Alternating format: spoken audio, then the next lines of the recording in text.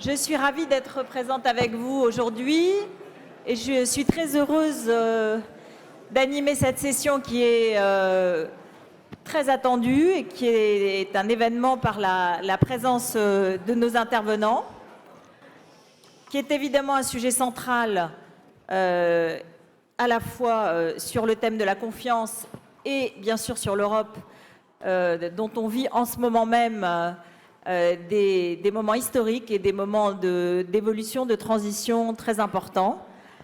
Est-ce qu'elle sera au rendez-vous? Est-ce que les citoyens vont retrouver confiance dans l'Europe? Ils ont montré un certain scepticisme aux dernières élections. Est-ce que les décideurs vont conserver ou vont développer leur confiance dans l'Europe? Est-ce que l'Europe sera respectée par les grandes puissances, les autres grandes puissances? Et comment va le couple franco-allemand? On a parlé de malaise, on a parlé de divergence. Au contraire, est-ce qu'il s'est renforcé de ces derniers événements? Vous voyez, les sujets sont nombreux, importants, intéressants. Et nous avons le plaisir de recevoir sur cette table ronde Annegret Kramp-Karrenbauer, qui est la présidente de la CDU et qui n'est pas très souvent en France. Et donc, merci vraiment d'être présente à Aix-en-Provence.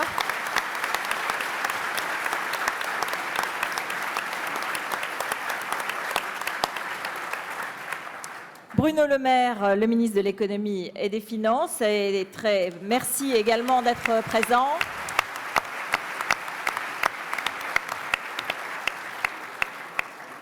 Pierre-André de Chalandard, le patron. Ils m'ont dit de dire patron, je vous le dis tout de suite, on ne donne pas les titres officiels. Ils m'ont dit patron de Saint-Gobain. Voilà, tout le monde comprend.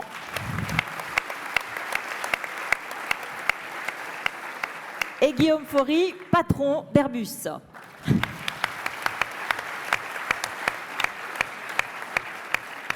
Et c'est Christian de Boissieu, le vice-président du Cercle des économistes, qui va introduire cette table ronde. Je vous précise, et vous ne m'en voudrez pas, que vu l'intérêt et l'importance des intervenants, nous n'aurons sans doute pas le temps d'avoir des questions de la salle, nous verrons, mais a priori, nous allons essayer de profiter au maximum du temps qui nous est donné. Christian de Boissieu. Merci bien, bonjour à tous. Je ne suis que le vice-patron du Cercle. Voilà, il n'y a que le patron qui compte au Cercle. 3 points pour introduire rapidement notre sujet qui comporte, et vous l'avez compris, beaucoup de dimensions, et merci à vous tous d'être autour de cette table. Première idée, le statu quo n'est pas une option, donc ça veut dire qu'il faut avancer du côté européen. Deuxième idée, avancer sur quoi? Et troisième idée, avancer avec qui? Voilà les 3 points sur lesquels je vais dire quelques mots. Bon, le statu quo n'est pas une option, je dirais, ni pour l'Union européenne. Et quand je parle de l'Union européenne, mon hypothèse, c'est que le Brexit va se faire. Et donc, on va se retrouver dans quelques mois probablement à 27. Donc, avancer à 27, mais avancer aussi au niveau de la zone euro. C'est à ces 2 niveaux que le statu quo n'est pas une option. Il faut que l'Europe montre sa capacité à délivrer, j'utilise un terme qui est un peu franglais, à délivrer en matière économique, sociale, politique. C'est un problème de gouvernance. Les nominations de l'autre jour ont apporté un début de solution, mais on est très loin du compte en matière d'amélioration de la gouvernance européenne. C'est un problème de fonctionnement des institutions, c'est un problème aussi de démocratie européenne et de participation, j'allais dire, des citoyens européens à des décisions qui les concernent au premier chef. Et quand je dis avancer, je pense qu'il faut, c'est la condition nécessaire et peut-être pas suffisante, d'avancer pour que l'Europe, à 27 et à 19, la zone euro, retrouve de la crédibilité vis-à-vis de l'intérieur et vis-à-vis de l'extérieur. Deuxième idée, avancer sur quoi? Il faut privilégier aujourd'hui, dans la relance européenne, à mon avis, les sujets qui sont à la fois importants et sur lesquels il peut y avoir un relatif consensus. Voilà les 2 critères qui me paraissent importants, des sujets essentiels sur lesquels il peut y avoir un consensus. 2 exemples de tels sujets. Tout ce qu'on a dit depuis hier et qu'on va redire encore aujourd'hui, demain, sur l'Europe, les questions d'énergie, de climat, de lutte contre le changement climatique, je pense que c'est un sujet sur lequel il peut y avoir un accord des 27 et il faut avancer, relancer. Deuxième sujet, je ne sais pas si on a beaucoup parlé jusqu'à présent, c'est des sujets qui concernent, j'allais dire, conforter la croissance et l'emploi en Europe. Personnellement, je suis partisan de renforcer, d'élargir, d'étendre l'horizon du plan Juncker qui permet de financer, qui a permis de financer et qui doit permettre de financer plus d'innovation, de recherche, de croissance, d'infrastructures en Europe. Alors, il va falloir retrouver des sujets qui sont importants et sur lesquels il y a moins de consensus. C'est le cas des propositions françaises pour améliorer la gouvernance de la zone euro. Visiblement, on va y revenir parce qu'il y a clairement des sujets franco-allemands, mais pas que franco-allemands, sur ces propositions françaises pour améliorer la gouvernance de la zone euro. Exemple, l'accord récent sur le budget de la zone euro, qui pour moi est un budget croupion, qui n'est pas à la hauteur de ce que nous avions proposé de ce côté-là du Rhin. Troisième et dernier temps, avancer avec qui? Je suis frappé de ce que beaucoup de gens disent, on va vers une Europe à géométrie variable. Ma réponse est un peu différente, on n'y va pas, on y est. Nous sommes déjà dans une Europe à géométrie variable, qu'il s'agisse de l'euro, c'est une partie de l'Europe, qu'il s'agisse de la défense et sécurité, c'est encore plus restreint, y compris avec la Grande-Bretagne, qu'il s'agisse de Schengen, c'est à la fois plus restreint et plus large. Vous prenez n'importe quel sujet, beaucoup de sujets, vous débouchez sur une délimitation géographique de l'Europe qui n'est pas la même selon les sujets traités. Et ça rend un peu plus compliqué, disons, la gestion de l'Europe. Moi, je pense que nous sommes déjà dans une Europe à géométrie variable, qu'il faut la faire vivre et qu'il y a des textes pour avancer sur des sujets sectoriels. Nous n'utilisons pas assez le système de la coopération, le dispositif de la coopération renforcée qui a été introduit par les textes et qui permettrait d'avancer sur des sujets concrets. On l'a utilisé sur le divorce, sur les brevets, il faut l'utiliser sur d'autres sujets. Et je termine en disant, avancer bien sûr à travers le couple franco-allemand qui, à mes yeux, est nécessaire et pas suffisant. Je pense que les difficultés récentes et en même temps les convergences ont montré que, au fond, ce couple-là, il est central, mais qu'il ne faut pas oublier aussi d'autres pays européens qui ont beaucoup souffert ces dernières années et qui ont pas mal rebondi. Merci de votre attention. Merci Christian. Madame Annegret Kramp-Karrenbauer, c'est vers vous qu'on s'adresse maintenant, vers vous que je me tourne pour réagir à ce que vient de dire Christian et autour de cette confiance à retrouver pour les Européens, les citoyens européens. Pas de statu quo, c'est ce qu'il dit. Comment est-ce qu'on peut la retrouver? Et je vais poser la même question, évidemment, à Bruno Le Maire ensuite.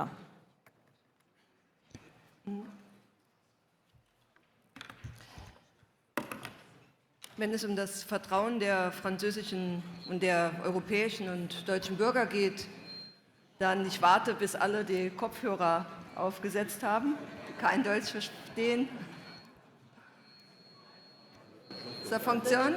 Une petite seconde que tout le monde se mette au point ça. Un rappel du fonctionnement des casques, peut-être?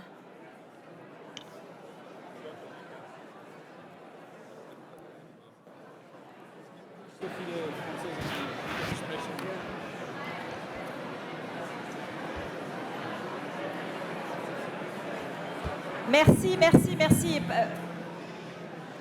de respecter tous nos intervenants, s'il vous plaît. Merci.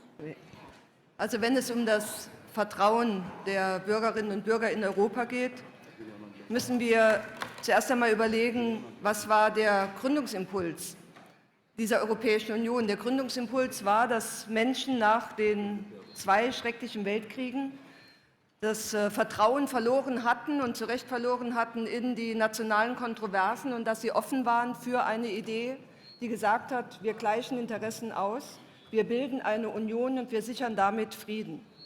Dieser Frieden ist bis heute gesichert worden und dieses Vertrauen ist erfüllt worden.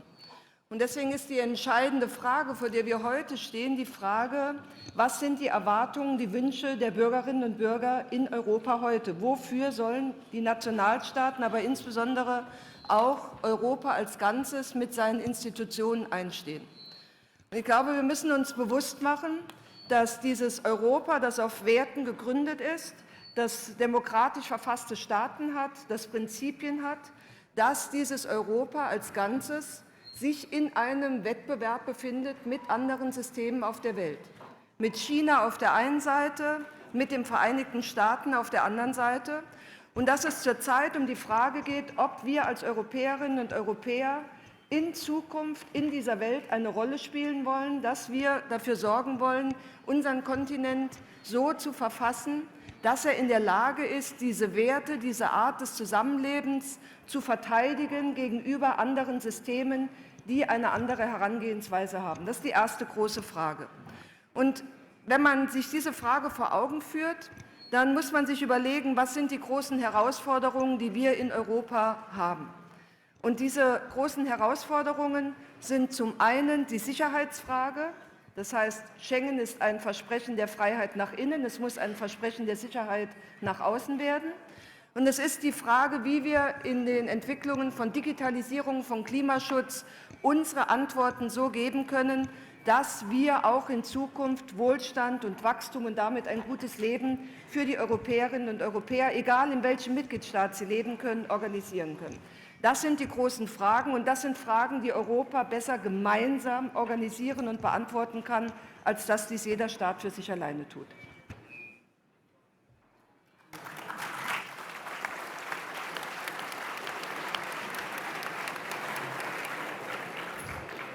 La paix, les nouveaux défis, tout le monde attend un casque. Bruno Le Maire, comment rendre la confiance? Pas de statu quo. Vers quoi allons-nous? So, ich werde auch auf Deutsch sprechen.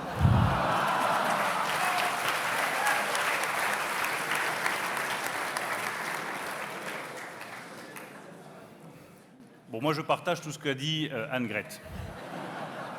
Pour ceux qui l'ont compris, hein. Elle a dit une chose essentielle. L'Europe est d'abord affaire de valeurs. Quand M. Poutine dit les démocraties libérales sont finies, nous devons dire haut et fort les démocraties libérales commencent. Et nous croyons dans nos valeurs. Et nous croyons dans nos idées. Ensuite, il est temps de décider.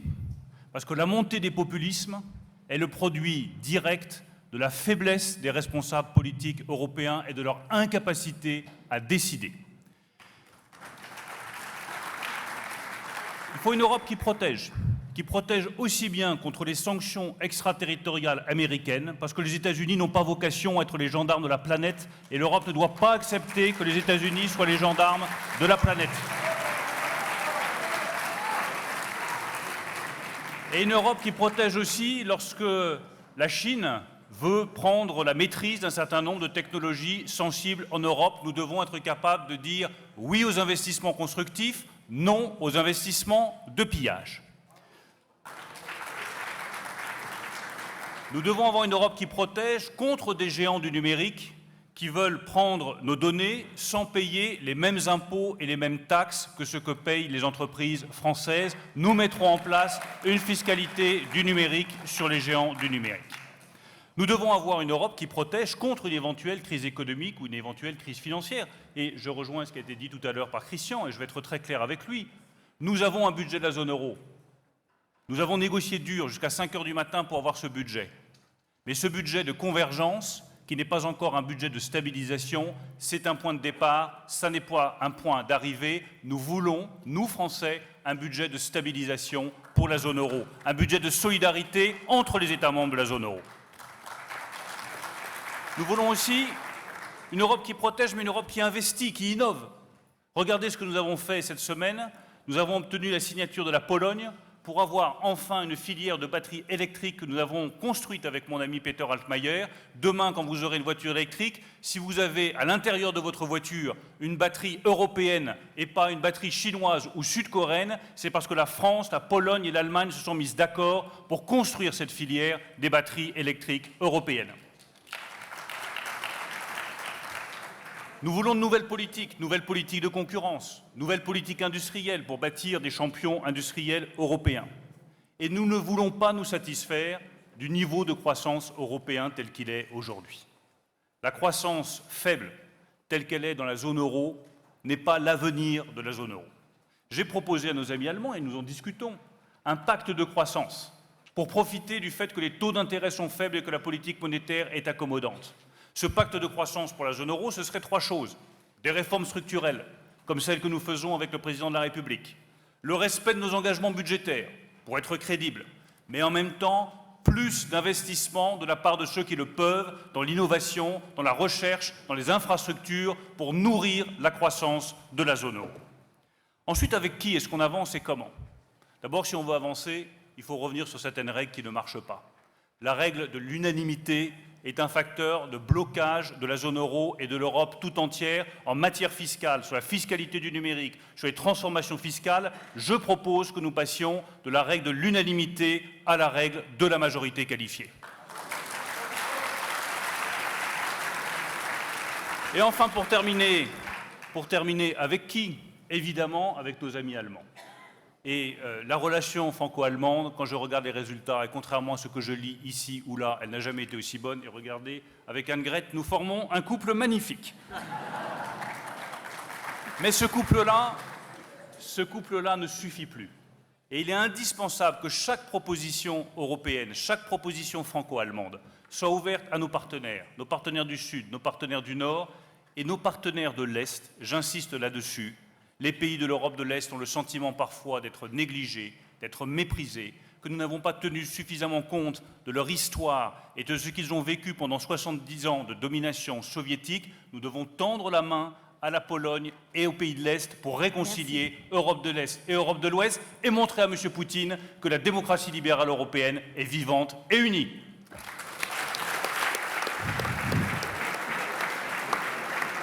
Voilà un ministre qui a répondu aux 4 questions en même temps, mais nous continuons. Pierre-André de Chalandard, comment redonner confiance au peuple? Pas de statu quo, comment on fait?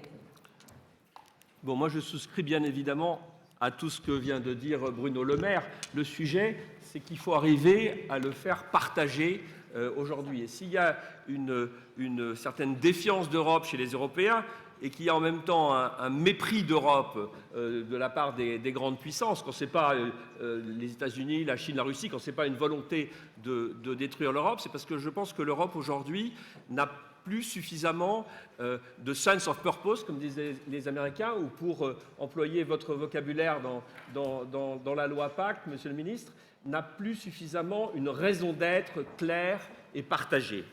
Et je pense qu'il faut travailler plus sur le sens. Et si on veut travailler sur le sens, aujourd'hui, je pense qu'il faut le faire en écoutant les jeunes générations, la génération de l'Internet et de l'écologie.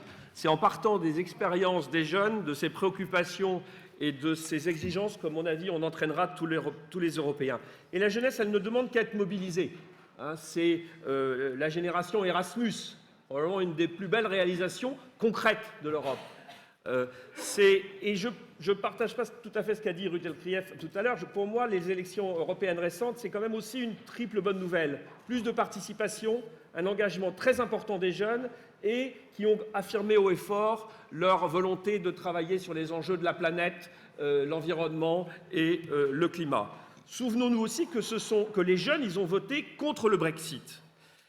Et qu'est-ce qu'ils demandent, les jeunes? Ils demandent du sens. Moi, je le vois tous les jours chez Saint-Gobain, quand on embauche des jeunes, ils demandent du sens, ils veulent du sens. Et les jeunes sont en train de transformer en ce moment très rapidement le monde de l'entreprise. Donc, je pense qu'il faut qu'ils irriguent aussi le monde de la politique. Alors, on a trop de politiques au niveau national, européen, qui sont conçues et mises en œuvre pour les plus âgés. Et donc, je dirais, pour redonner confiance à l'Europe, je pense qu'il faut plus écouter les jeunes. Bravo. Guillaume Faury. Bonjour à toutes et à tous. Alors j'ai le sentiment d'être un petit peu l'appartement témoin de ce qui marche en Europe. C'est la référence. C'est en effet la référence.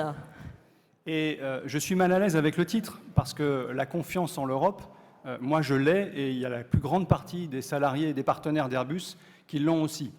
L'Europe, ce ne sont pas que les institutions européennes. L'Europe, ce sont les Européens. C'est comme si on résumait la France à son gouvernement. Le gouvernement est très important, mais la France, c'est beaucoup d'autres choses. Et donc, il faut voir dans l'Europe tout ce qu'elle est capable de faire, ce que les citoyens, les travailleurs, les entrepreneurs font. Et donc, l'Europe, moi, je suis un optimiste de l'Europe.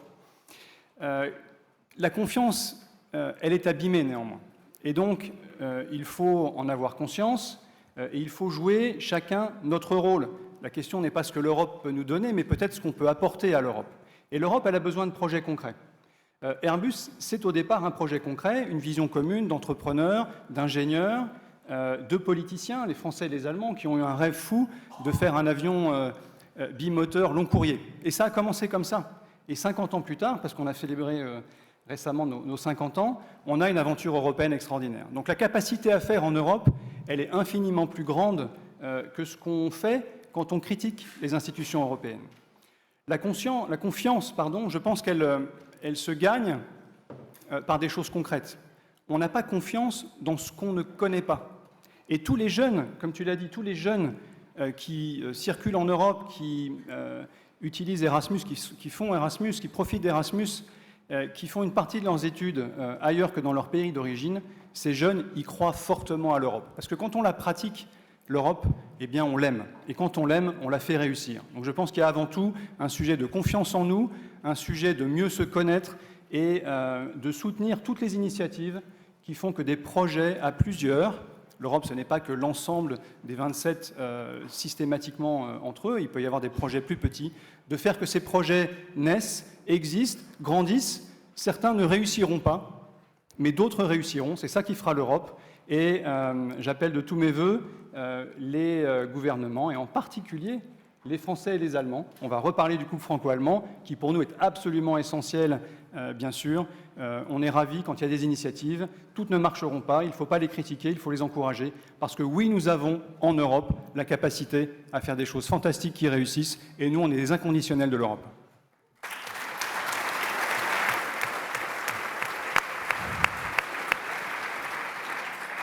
Je reste avec vous un instant, Guillaume Faury, parce que pendant cette campagne électorale européenne, un certain nombre de souverainistes ont pris comme référence Airbus, en disant, vous voyez, on peut réussir la coopération en dehors des institutions européennes. En dehors, c'est un projet qui a été un projet d'entrepreneur et de vision. Aujourd'hui, qu'est-ce que vous leur répondez? Et d'une certaine façon, à tout notre panel, Christian de Boissieu, bien sûr, s'il veut aussi intervenir, qu'est-ce qui peut redonner confiance dans les entrepreneurs, les investisseurs, pour retrouver cette croissance et d'autres modèles d'Airbus? Alors, nous, on est une entreprise qui est essentiellement globale. On est né en Europe, on a des racines européennes très fortes, mais on est présent dans le monde entier, et l'aviation, par nature, est globale. Et donc les nationalismes de repli sur soi, ça ne va pas très bien avec le métier dans lequel on travaille. Cela dit, le projet Airbus, il est né effectivement en franco-allemand, et puis les Anglais, les Espagnols sont venus ensuite soutenir et contribuer au projet, mais aujourd'hui, c'est une fierté européenne, et on a effectivement besoin de l'Europe. On est à un moment où les blocs s'opposent. On est ravis de travailler dans un monde globalisé, mais il faut aussi être objectif et pas naïf. La puissance américaine, l'ambition chinoise, il faut que l'Europe soit forte. Et donc on a besoin de cette Europe, on a besoin les uns des autres, on a besoin d'un cadre où on peut travailler ensemble, se soutenir, pas au détriment des autres blocs, mais simplement parce que la force est importante et que celui qui est faible ne survit pas. L'Europe doit être forte et les institutions européennes, de ce point de vue-là, sont absolument essentielles. Voilà, la réponse à bon entendeur, salut. Christian de Boissieu. Je voudrais juste, puisque c'est une table ronde et un échange, revenir sur deux points abordés par Bruno, mais qui concernent évidemment Annegret et le franco-allemand et au-delà. Bruno, tu dis l'unanimité nous bloque. Totalement d'accord. Le problème, c'est que dans la plupart des cas, il faut l'unanimité pour lever l'unanimité. Bon, et donc nous sommes dans une sorte de cercle vicieux auquel les textes permettent d'échapper dans certains cas, mais pas de manière générale. Et c'est la raison pour laquelle, et j'aimerais bien t'entendre ou vous entendre là-dessus, quand je dis Et je rejoins Guillaume sous une autre forme. Guillaume veut du concret, on veut tous du concret, on est bien d'accord. Et peut-être une manière d'avoir du concret, c'est de pousser des projets sectoriels. Le sectoriel, ce n'est pas nécessairement petit, ça peut être important, le sectoriel. Et c'est la raison pour laquelle je disais, je trouve que nous n'avons pas suffisamment utilisé le dispositif de coopération renforcée qui permettrait d'avancer sur des projets sectoriels. Alors je sais bien que la taxe sur les transactions financières a été plutôt un échec, c'était un projet de ce type-là. Ce n'est pas une raison pour ne pas retenter. Et je termine en disant, et c'est une question que je vous pose à tous, quand Bruno dit qu'il faut plus de croissance, je l'avais dit au départ, on est bien d'accord, est-ce que, puisqu'il y a beaucoup d'épargne privée en Europe, étendre en montant et en horizon le plan Juncker, qui est quand même plutôt une réussite, est-ce que c'est une voie que tu as en tête ou que vous avez en tête? Bruno Le Maire.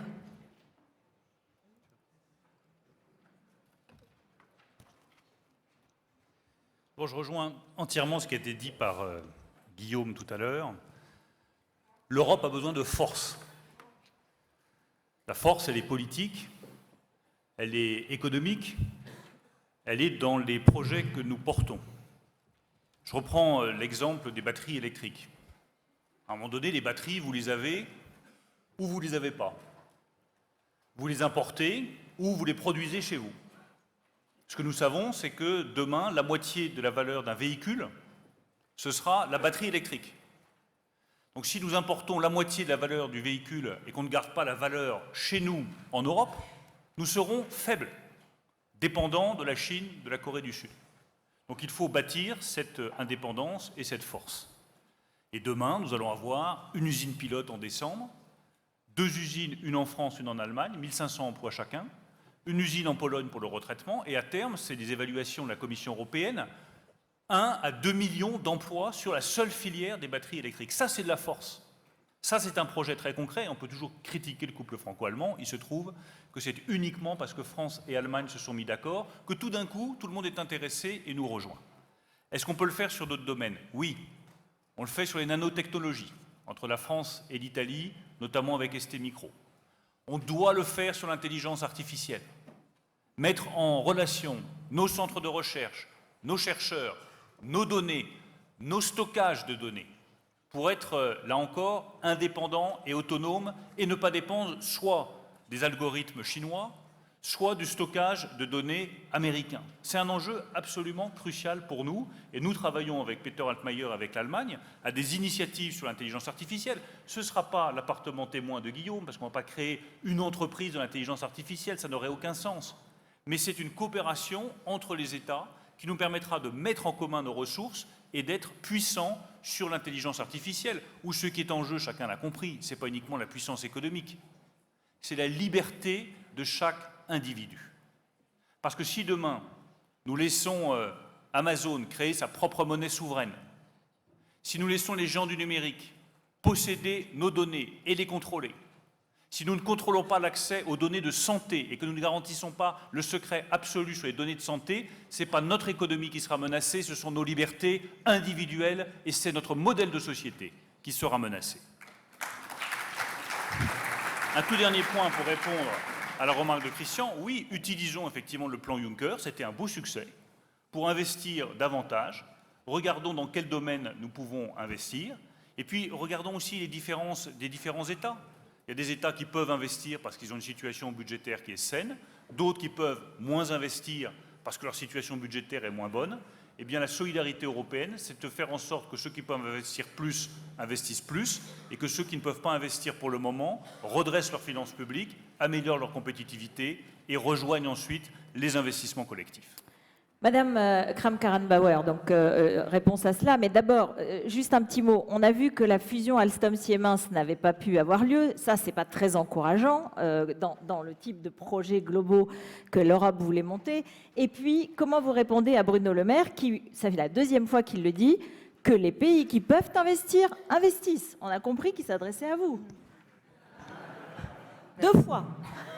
Merci Rutel Krief pour la traduction. Oui, c'était en français, donc c'était plus facile. Mais laissez-moi quand même répondre en allemand. Ich bin die Vorsitzende einer Partei von Konrad Adenauer, von Helmut Kohl, von Angela Merkel, die für große europäische Visionen steht. Und ich komme aus einer Region, in der Robert Schuman gelebt hat, der für konkrete europäische Projekte steht. Und wir brauchen beides. Wir brauchen die Vision und wir brauchen die konkrete Umsetzung. Und wenn Bruno Le Maire vollkommen zu Recht gesagt hat, wir wollen ein Europa, das schützt, dann will ich ein Europa, das nicht dadurch schützt, dass es sich abkapselt, dass es sich ängstlich abschottet, sondern ich will ein Europa, das stark ist, das zusammenhält, das Wachstum hat, um mit China und mit den Vereinigten Staaten mithalten zu können. Und deswegen brauchen wir die konkreten Fortschritte beim Wachstum und wir müssen sie europäisch organisieren. Wenn wir für das Wachstum Investitionen brauchen und Innovationen, wenn wir dafür Kapital brauchen, dann schaue ich auf François Villeroy und weiß, dass er zusammen in einem deutsch-französischen Paar mit Jens Weidmann einen Vorschlag gemacht hat, wie wir privates Kapital in Europa für mehr Innovation einsetzen können. Wenn wir pro Jahr im Schnitt 300 Milliarden mehr Ersparnisse in Europa haben, als wir investieren, dann ist das Kapital, das wir besser nutzen könnten, um europäische Innovationen zu machen bei Digitalisierung, bei Klimaschutz, bei Gesundheitsforschung, bei vielen anderen Punkten. Das müssen wir organisieren und das können wir ganz konkret organisieren in Europa, auch in den nächsten 5 Jahren. Wenn wir bei der Digitalisierung ein anderes Verständnis haben von Privacy, von Datensicherheit, wenn wir nicht wollen, dass der Standard von Amazon, Google und anderen der Standard in der Welt ist, dann müssen wir unsere eigenen Standards und unsere eigenen Produkte entwickeln. Dann müssen wir Vorreiter sein beim Thema künstliche Intelligenz. Und dann ist es gut, wenn Frankreich einen Schwerpunkt hat in der Forschung, dann ist es gut, wenn Deutschland einen Schwerpunkt hat, aber wir werden mit China nur mithalten, wenn wir einen europäischen Schwerpunkt haben. Und deswegen brauchen wir die europäischen Forschungsschwerpunkte. Wir müssen hier zusammenarbeiten. Und das ist das, was wir umsetzen müssen. Und wenn wir, weil Sie gefragt haben nach der Einheitlichkeit oder der qualifizierten Mehrheit, wenn wir heute sehen, dass wir Staaten in Europa haben, die mit Blick auf den Klimaschutz, Frankreich gehört dazu, die Niederlande gehören dazu, jetzt auch Deutschland, klar sagen, sie wollen zumindest nominell bis 2050 klimaneutral sein, ja, dann lasst uns eine Koalition der Willigen in Europa organisieren, die an dem Schritt vorangehen, die zeigen, man kann hochindustrialisiert sein und trotzdem das Klima schützen. Und wenn wir das schaffen, dann werden sich andere in Europa und andere in der Welt ein Beispiel daran nehmen. Und das ist das Beste, was Made in Europe ist und was man transportieren kann in die Welt.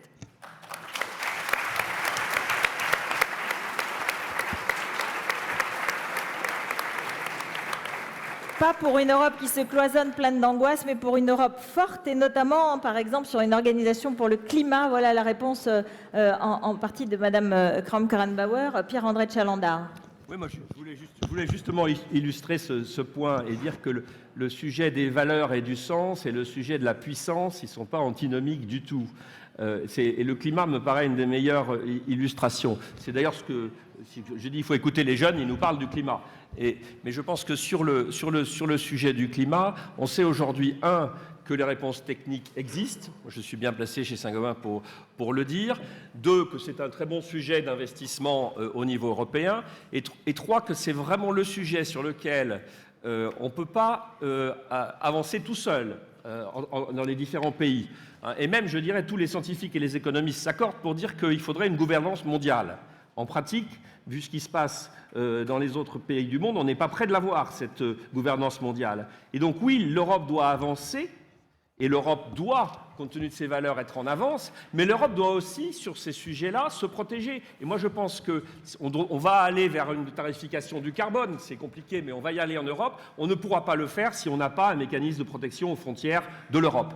Et donc, oui, il faut avancer sur nos valeurs, mais il faut aussi se faire entendre, se faire respecter et protéger notre Europe. Et là, on n'est pas encore tous d'accord au niveau européen, donc ce n'est pas la peine de se le cacher. Il y a des divergences d'appréciation sur ce sujet entre les différents pays d'Europe. Mais on ne pourra pas avancer sur le climat si on n'est pas ces 2 points. Avancer plus vite que les autres, parce que si on fait trop de progrès et que les autres reculent, on n'aura rien fait. Et donc, se protéger, ou en tout cas faire en sorte que les problèmes des autres, on n'exporte pas notre vertu à notre détriment. On peut peut-être s'arrêter un instant là, avant d'évoquer comment se faire respecter par les autres grandes puissances comme Europe puissance, sur les différences franco-allemandes. Parce que voilà, vous êtes là tous les deux, moi je suis journaliste, vous êtes là tous au courant, vous êtes là des grandes personnalités du monde économique.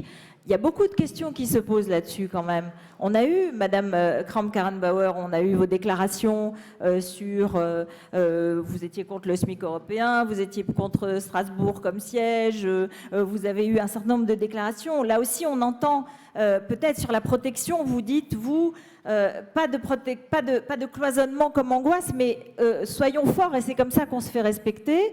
Et Pierre-André de Chalandard le dit bien, on a des divergences un peu de forme sur le budget de la zone euro, sur un certain nombre de questions. Qu'est-ce que vous en dites? Est-ce que vous les reconnaissez? Est-ce qu'on peut avancer là-dessus? Est-ce que c'est pas des formes de déclaration de wishful thinking? Oui, tout va bien dans le couple franco-allemand, oui, tout va bien.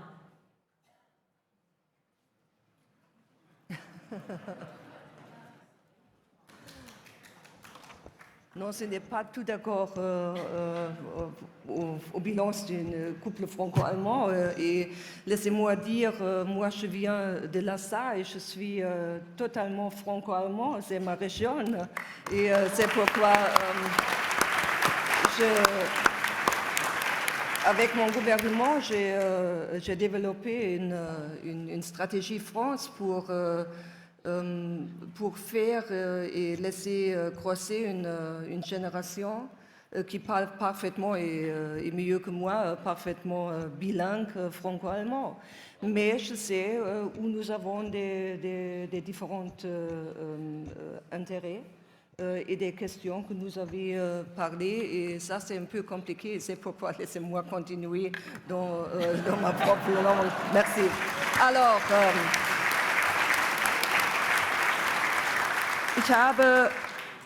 ich habe vor wenigen Wochen in Paris sehr lange mit dem französischen Staatspräsidenten auch über die deutsch-französischen Beziehungen gesprochen.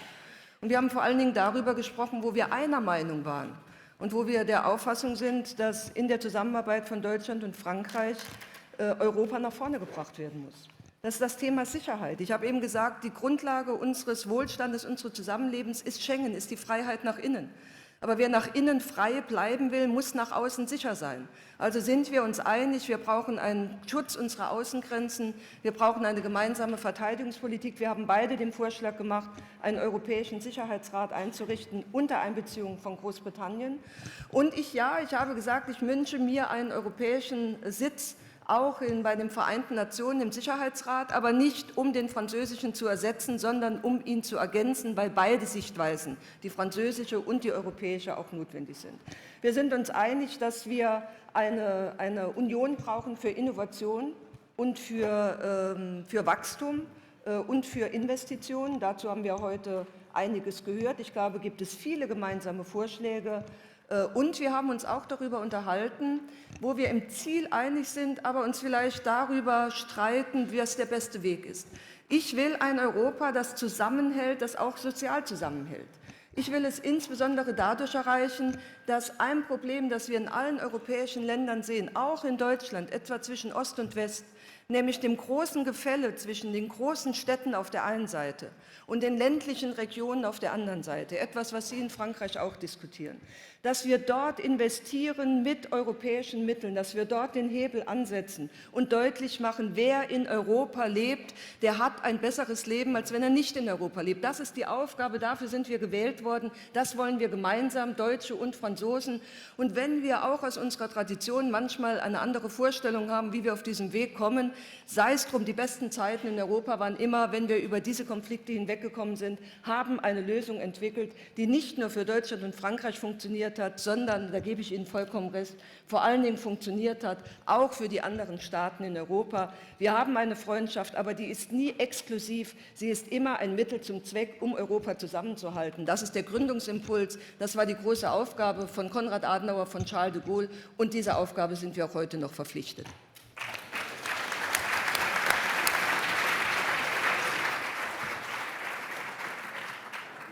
Bruno Le Maire, alors, bien sûr, vous allez nous dire que tout va très bien, mais on entend, Madame Kramp-Karrenbauer, elle dit quand même que nos chemins sont différents, qu'on n'est pas d'accord sur le chemin.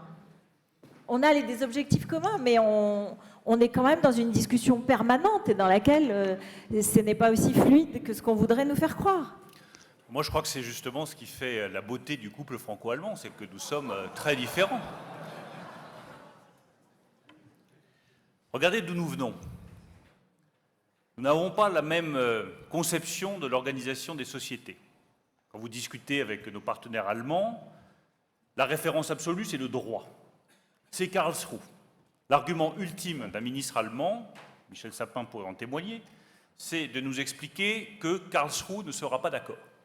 Nous estimons que la politique l'emporte toujours sur tout, y compris sur le droit.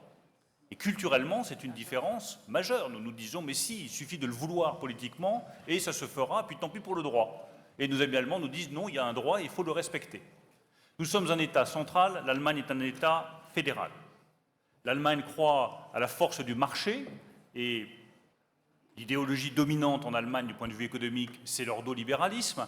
Et nous avons toujours un petit reste de soupçon de colbertisme au fond de nous, auquel nous sommes attachés. Donc tout ça fait que nous partons d'assez loin.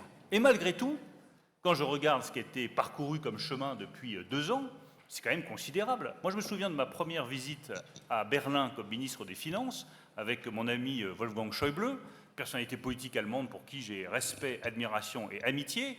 Avant la conférence de presse, il me dit « Écoute Bruno, j'ai un service à te demander. Tu ne prononces pas le mot budget de la zone euro. » 1 an après, il y a un accord à Meseberg entre le président de la République et la chancelière. Et 2 ans après, même si ce n'est pas suffisant, il y a un budget de la zone euro. C'est bien la preuve que nous sommes capables de nous mettre d'accord. Nous avons lancé un projet de coopération sur un avion de chasse européen. Nous avons ce projet de batterie, nous avons ces projets sur l'intelligence artificielle et je rejoins entièrement ce qu'a dit Anne-Gret là-dessus. Nous avons, sur la politique de la concurrence, avancé aussi. Donc, malgré nos divergences, nous arrivons à tracer un chemin. Maintenant, ce que je propose, c'est que nous mettions effectivement sur la table 4 sujets de discussion entre la France et l'Allemagne pour qu'on rapproche nos positions et que nous arrivions à entraîner les autres pays européens derrière nous. Le premier sujet, c'est ce pacte de croissance. Quel investissement pour la croissance et comment mobiliser cette épargne européenne qui est si abondante pour relancer la croissance de la zone euro. Le deuxième sujet que je souhaiterais mettre sur la table, c'est comment est-ce que nous faisons de l'euro une monnaie de référence équivalente à la monnaie chinoise et au dollar américain. Parce que notre souveraineté dépendra de notre capacité à faire de l'euro une monnaie de référence et je pense que c'est possible. Le troisième sujet, et là-dessus nous avons beaucoup avancé depuis l'affaire Alstom-Siemens, où je regrette une fois encore la décision de la Commission européenne, c'est que nous ayons ensemble des propositions sur la politique de concurrence. Nous avons signé avec Peter Altmaier des propositions sur une nouvelle politique de la concurrence pour qu'il y ait des remèdes comportementaux, un marché pertinent qui soit mondial et pas européen, des délais qui soient de 5 ans et pas de 2 ans. Je pense que c'est un des vrais sujets sur lesquels nous pouvons avancer. Et le quatrième sujet que je souhaite mettre sur la table, parce qu'il est vital pour nous tous et qu'on voit bien qu'aujourd'hui le ralentissement de la croissance mondiale est lié à ce sujet, c'est comment est-ce que nous arrivons à résoudre les tensions commerciales et à éviter une guerre commerciale entre les États-Unis et la Chine qui ne fera que des perdants. Voilà les sujets sur la table, mais il y a une expérience réelle, concrète, quotidienne. C'est la gouvernance franco-allemande chez Airbus, Guillaume Faury. Alors, quelques mots sur le couple franco-allemand tel qu'on le vit chez Airbus. Travailler avec différentes cultures, et en particulier des Français et des Allemands, c'est pas facile. C'est pas facile. Parce que les Français pour les Allemands, c'est l'enfer, et les Allemands pour les Français, c'est pas toujours facile non plus. Pour autant, on fait des choses qu'on est incapable de faire isolément, et surtout dans des activités qui sont à l'échelle mondiale. Et donc, la question qui était posée, c'est est-ce que le moteur franco-allemand est en panne ? Oui, ou en tout cas, est-ce qu'il est toujours le pivot de la confiance qu'on peut avoir dans l'Europe ? Je ne pense pas du tout que le moteur franco-allemand est en panne, mais je pense qu'il est très puissant, mais il est au ralenti. Il faut l'utiliser, il faut avoir envie d'utiliser le moteur franco-allemand, il faut trouver les projets, les sujets sur lesquels on peut le faire fonctionner, parce que la capacité à réaliser des choses exceptionnelles en franco-allemand, elle est réelle. Et c'est celle-là qu'il faut qu'on arrive à déclencher. C'est peut-être une forme de responsabilité des entreprises, des politiques, mais aussi des individus, de lancer ces projets et de voir que dans le monde où on est aujourd'hui, la dimension n'est pas est-ce que c'est français, allemand ou un autre pays européen. La dimension est de plus en plus globale et pour être efficace tous ensemble, on a besoin de la taille. Et en franco-allemand, on a déjà, de façon relativement simple et avec des tas de mécanismes qui fonctionnent, la capacité à réaliser beaucoup de choses ensemble. Voilà une vision qui nous rassure à cet instant. Comment est-ce qu'on se fait respecter, du coup, pour avancer et conclure bientôt, par les autres grandes puissances? Comment est-ce qu'on devient une grande puissance réellement regardée comme telle aujourd'hui et qui donne aussi la confiance aux citoyens, du coup, mais aussi qui se fait respecter par l'américain, le russe, le chinois? Madame Kramp-Karrenbauer.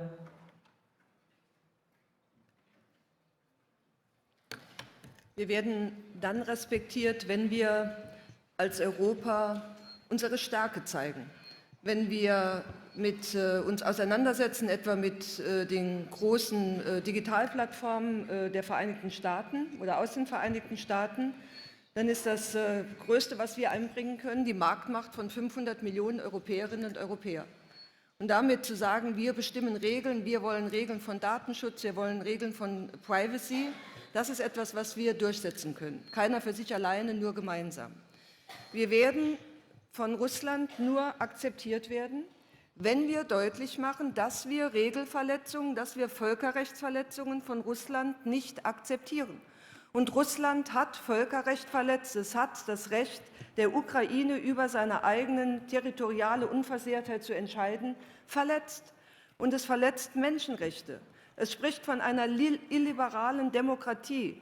Ich weiß nicht, wie es Ihnen geht, aber für mich passen die Worte illiberal und Demokratie nicht zusammen. Demokratie braucht Liberalität. Das macht Europa aus, das müssen wir deutlich machen.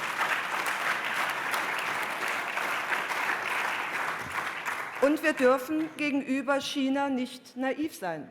Bruno Le Maire hat vollkommen zu Recht davon gesprochen, wenn wir in die Handelsbeziehungen mit China schauen, wir wollen keinen neuen Protektionismus aufbauen. Aber wenn wir chinesischen Unternehmen Zugang auf unserem europäischen Markt gewährleisten, dann muss sichergestellt sein, dass europäische Unternehmen zu den gleichen Bedingungen Zugang auf dem chinesischen Markt haben.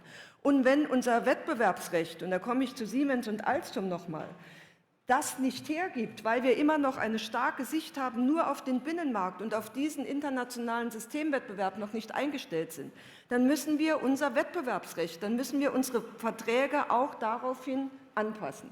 Wir wollen stark sein, wir wollen eine soziale Marktwirtschaft, wir wollen einen Wettbewerb, aber Wettbewerb muss fair sein, er braucht Regeln und wir müssen diejenigen sein, die dafür sorgen, dass auf Grundlage fairer Regeln in dieser Welt auch verhandelt wird und gespielt wird. Dazu brauchen wir die Vereinbarung, dazu brauchen wir aber auch ein Europa, das sich nicht spalten lässt, etwa in seinen wirtschaftlichen Interessen, sondern das zum Beispiel mit einem starken Handlungsmandat in die Verhandlungen mit den Vereinigten Staaten geht. Und mit Blick auf Deutschland, lassen Sie mich das ganz deutlich sagen, müssen wir auch als Deutschland mehr investieren in unsere eigene, auch in die europäische Sicherheit, weil das für uns im Moment mit die größte Flanke ist, die unsere Position auch gegenüber den Vereinigten Staaten schwächt. Und wer nicht vom Schutz der Vereinigten Staaten immer abhängig sein will, er muss mehr für den eigenen Schutz tun, national, aber vor allen Dingen auch europäisch. Das wird eine Aufgabe sein, die auf uns alle in Deutschland, aber auch in Europa zusammen zukommt.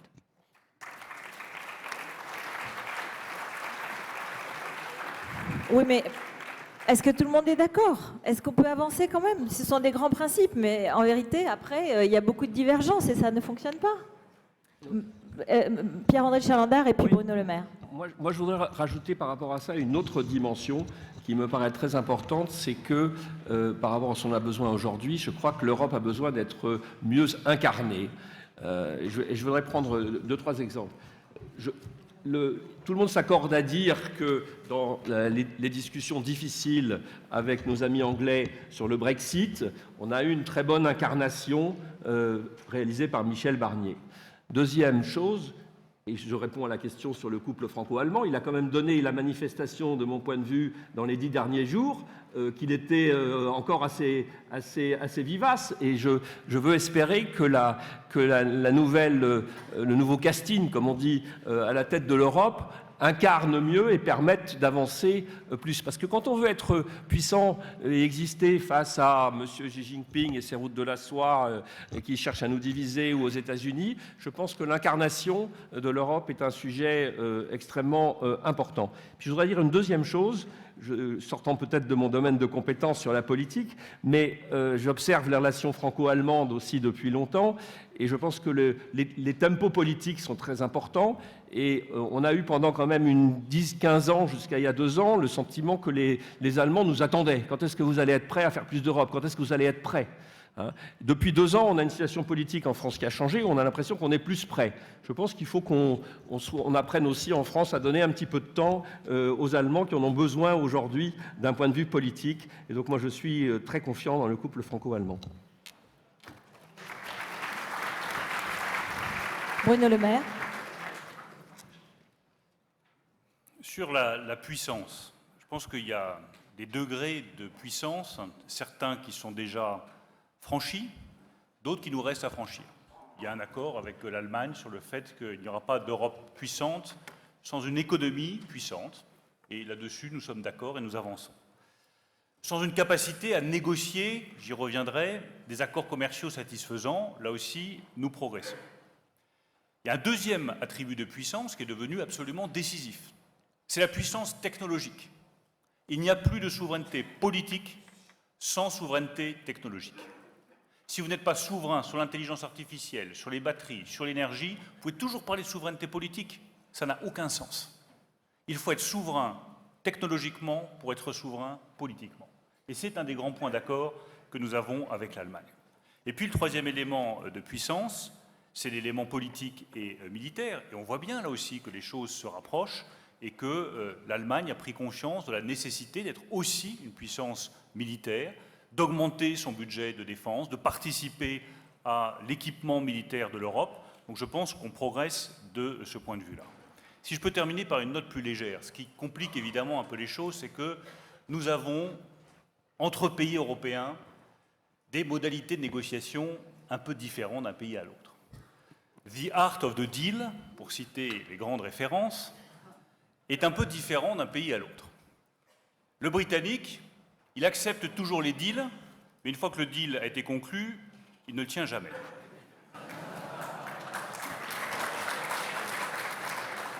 L'Italien, il aime bien dealer, et il aime tellement dealer qu'il continue de dealer même quand il y a déjà un deal. L'Allemand, il refuse toujours le deal jusqu'au moment où il accepte, et après, il tient son deal. Et le Français, il deal, il tient ses deals, mais il change souvent de partenaire.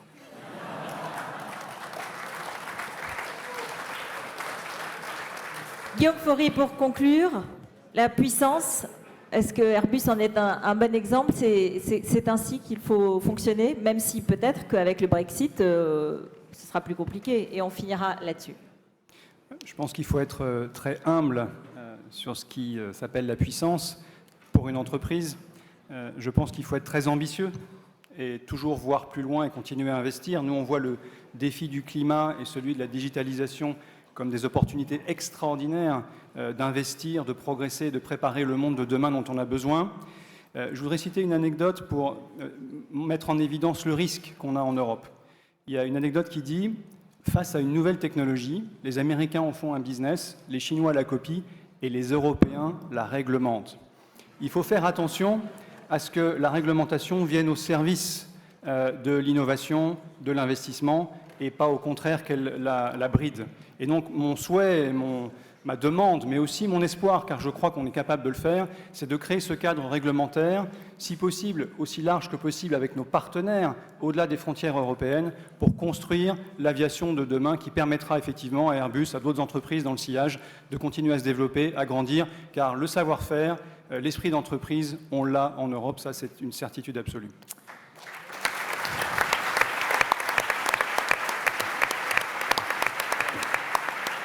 Merci beaucoup, merci à tous. Voilà le dialogue franco-allemand en direct. C'était au Cercle, aux rencontres d'Aix en Provence.